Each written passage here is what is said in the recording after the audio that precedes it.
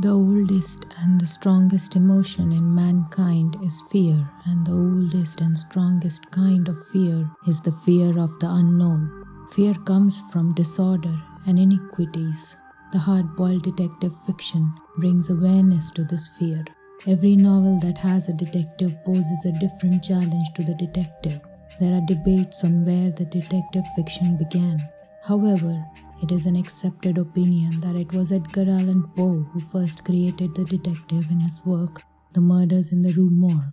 It has little to do with the murder, but instead compares whilst to jest, saying that whist is a superior game, as it also requires to reading many abstract expressions of the opponent. The hard-boiled detective was a surrogate for the reader who wanted to experience something fantastic and extraordinary. The detective has his own logic and may also miss some clues. In Raymond Chandler's work, The Big Sleep, the crime of the death of chauffeur is never solved. Criminals may go free, injustices may go unpunished, but the detective is always right in doing what is needed. This autonomy that he had as he worked out the factory system was appealing to the people.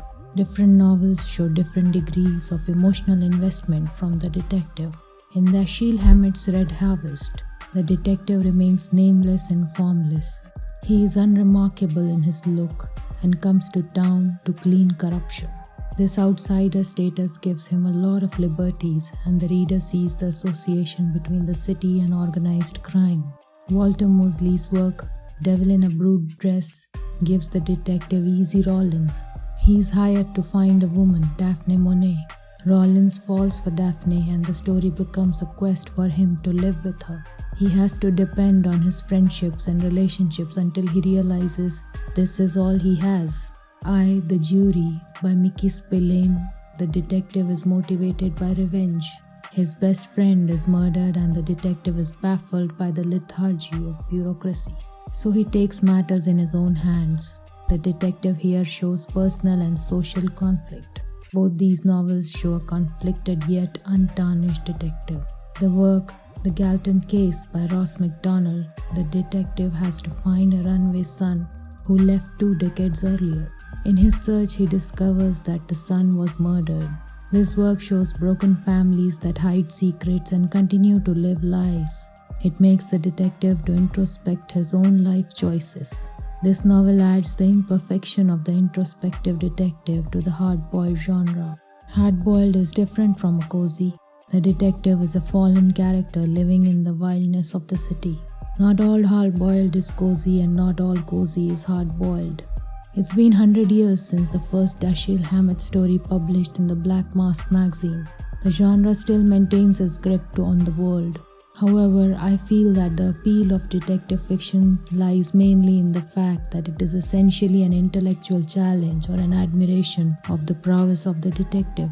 The cause of the mystery should be a crime, or at least an attempted crime. Whatever the problem, whether solved by evidence, cool reason deduction, the technique of rationalization, or a hasty penned cryptogram, it is detected, not guessed.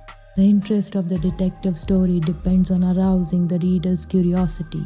Every detail of the plot must sustain and heighten an intense determination to know the solution.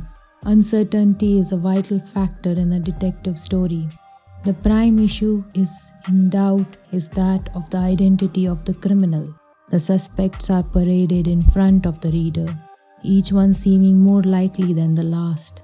It is the author's task to keep the reader guessing, though not to keep him in the dark, as all the facts and shreds of evidence available to the detective should also be available to the reader.